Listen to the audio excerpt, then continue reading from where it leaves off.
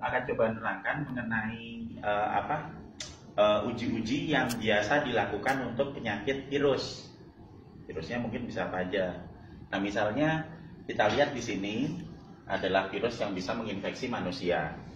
Nah, di sini ada dua pengujian yang bisa dilakukan. Yang satu untuk menguji virusnya, yang kedua untuk menguji antibodinya. Nah, ini dua hal yang berbeda.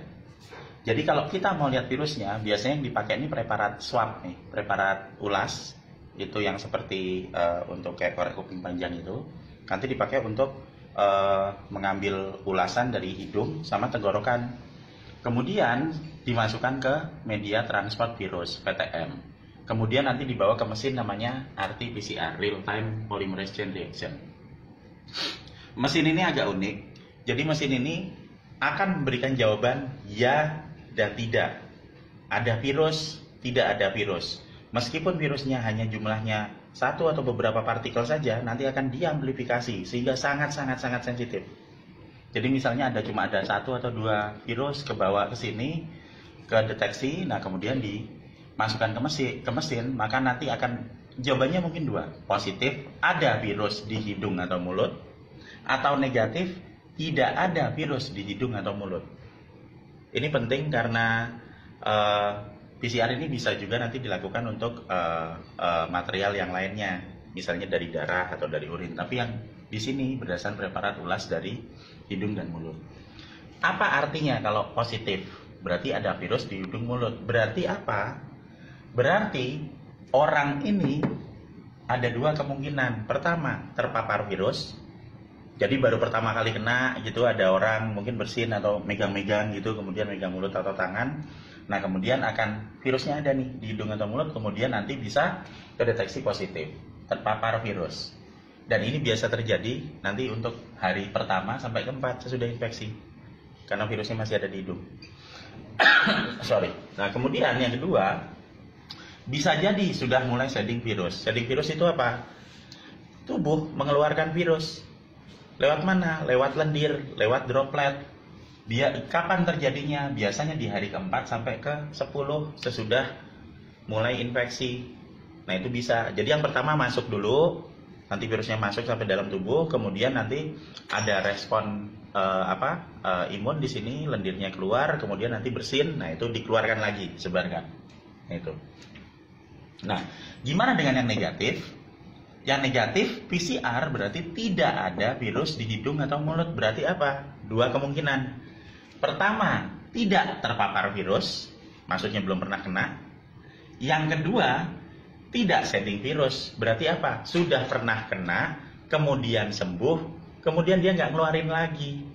Berarti di sini, kalau misalnya negatif, berarti kemungkinannya yang pertama nggak kena, yang kedua adalah virus itu tidak dikeluarkan, gitu loh, tidak sheddingkan. Oke. Jadi kita tahu nih, ini PCR yang tadi ngambil dari swab itu untuk mengecek virus. Gimana dengan rapid test? Rapid test itu untuk mengecek antibody. Di sini namanya imunoglobulin G atau imunoglobulin M. Jadi imunoglobulin dengan antibody itu persis sama.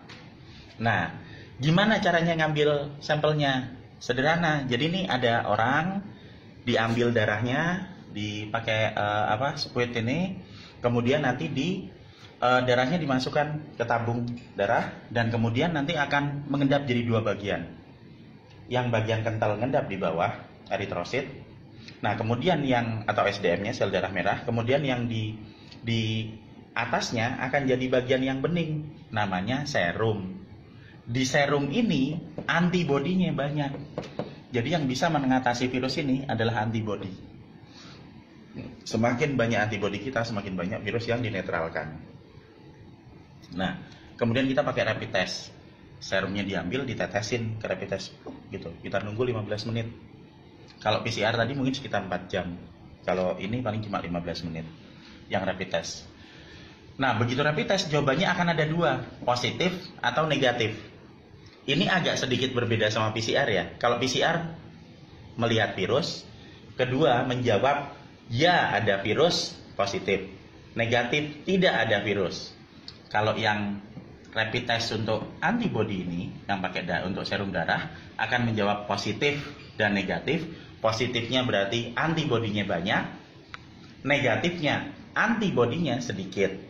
Nah, sehingga ada artinya di sini. Jika antibodi banyak di dalam darah berarti apa? Kekebalan terhadap virusnya naik. Kalau antibodinya sedikit, berarti kekebalan virusnya turun.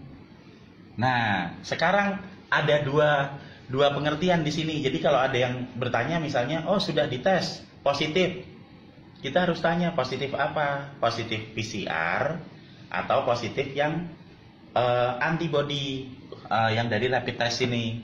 Karena kalau positif PCR berarti ada virusnya, tapi kalau positif antibody di sini berarti kekebalannya naik. Jadi justru bagus.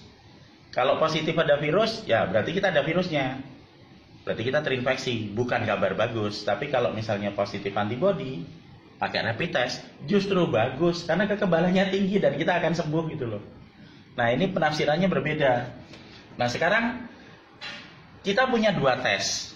Tes ini tidak bisa jalan sendiri-sendiri. Akan lebih bagus kalau dijalankan bersama-sama. Di sini ada gambaran. Ini gambaran yang biru mengenai, yang hitam mengenai perjalanan virus. Yang biru perjalanan mengenai antibody. Jadi di sini akan saya bagi jadi dua di sini. Kalau ini daerah tinggi, di bawah sini daerah rendah. Kalau titer antibody tinggi berarti dia ada di atas ini. Maka sama kayak tadi dijelaskan, kalau antibody tinggi maka kebaca positif. Kalau antibody rendah kebaca negatif. Bukan berarti tidak ada antibody ya, antibodinya rendah gitu. Nah, sekarang kita lihat pas hari pertama. Hari pertama orang terinfeksi, kena virus masuk ke hidung. Otomatis PCR yang dari swab hidung tadi kebaca positif, ada virusnya. Tapi antibodinya negatif, belum keluar, baru kena pertama. Hari keempat sama, hari ketujuh sama, positif negatif. Nah, sesudah hari ketujuh, antibodi itu mulai keluar. Kalau infeksi pertama tuh nanti antibodi keluar pas hari ketujuh. Sehingga di hari ke-10 ini, nanti virusnya apakah masih ada? Masih ada, positif. Tapi antibodinya juga sudah mulai positif. Berarti apa? Virusnya sudah mulai ada lawannya di dalam tubuh. Dan nanti diteruskan sampai ke hari ke-14, di mana antibodi mulai muncul, ketemu di sini, dan antibodinya tambah tinggi, maka virusnya tambah turun. Kenapa tambah turun? Karena udah mulai dimakanin sama antibodinya. Sehingga di hari ke-14 yang terjadi, virusnya negatif, antibodinya positif, karena banyak. Nah, sesudah itu kan diteruskan nanti nih, virusnya negatif lagi di hari ke-18. Antibodinya masih positif karena masih tinggi. Tapi kalau itu diteruskan sampai hari 21, berarti apa?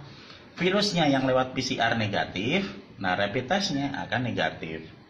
Jadi ini semua adalah satu rangkaian. Jadi status positif kalau harus ditanya itu, yang pertama ditanya adalah itu positif rapid test atau positif PCR, karena pengertiannya beda. Terus yang kedua, ini bisa dijadikan perkiraan kalau ada satu rangkaian begini. Untuk melihat apa? Karena status positif atau negatif itu dinamis, nggak tetap.